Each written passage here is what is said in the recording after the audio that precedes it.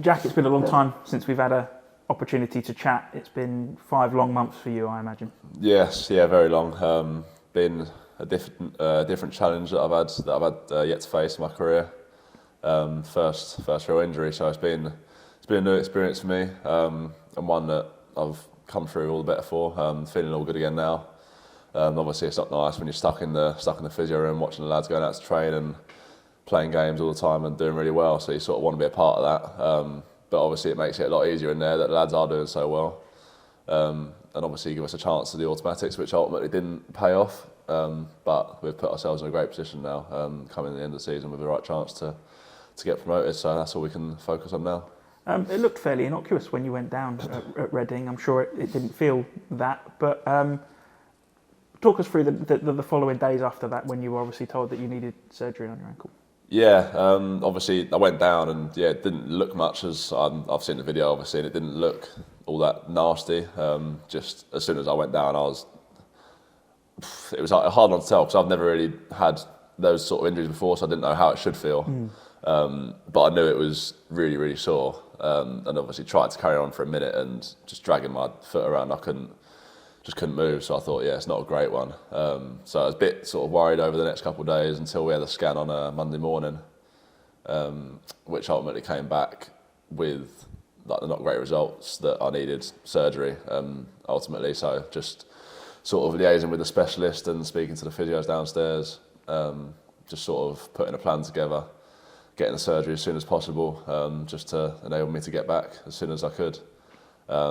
And then a little bit down the line, when I sort of was nearer returning, the sort of surgery that had happened before, something had sort of led to another small injury in a slightly different place, which obviously is frustrating as anything. You sort of spend 10 weeks on the sideline, and then you sort of had that date as your sort of benchmark to get back for, and then you get told that you got to wait another 6 weeks after that. It's tough to take, but you can only be positive. It is what it is. Carried on working hard, and then to be fair, after the second op, it felt really quick. The surgery was good, and then after 2 weeks, I was back running again. So didn't have too much time to dwell on that. And then here I am now, and it feels good as gold again. So fingers crossed that'll be that sorted. It's never a good time to get injured, obviously, but not long into Mike Williamson's tenure here, I suppose that's an added frustration, given that you want to show the new manager what you're about, but you can't. Yeah, definitely. Yeah, obviously coming in, played the Swindon and Bradford games with him, and obviously couldn't get a lot of his messages across, but just the way he sort of delivered it and what he told us he wants to see from us, we played really well, and I was happy with how I played. So you just want to kick on from there and keep progressing and showing him what you can do. And felt like I could have been a valuable part of that, but obviously wasn't to be. And the lads who have filled in those positions have done really well. Woz has been stalwart now in the middle now, and looks unbelievable there. So yeah, no, it's really good. But now I'm back, and there's obviously competition for places, which is good. And yeah, hopefully I can continue to show the gaffer what I can do. How nice was it then to walk out onto the field at Forest Green and get a start again? Yeah, obviously I was looking forward to it for a long time, and then once you get out there, sort of not saying you can enjoy as much at the time, given the situation, sort of you've got a job to do, but then as soon as sort of got into the game, just playing the game again was like, even just deep down you enjoy it so much, and obviously the aftermath after, it was a great win, good performance, then obviously got through it unscathed, so it was a positive day, yeah. You hinted at it earlier, the club's been on a big tear since Mike Williamson took over and managed to go from 19th in the table all the way up to 4th, and now it's playoffs confirmed. It's been a remarkable turnaround, isn't it? Yeah, it really has. Yeah, I think it's easy to forget how far we've come. It really wasn't a great place to be back in whatever it was, October sort of time.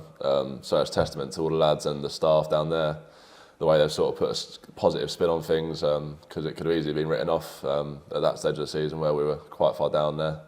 But no, once we got on a run, we were flying really. The lads are playing really well, winning games, the character in there.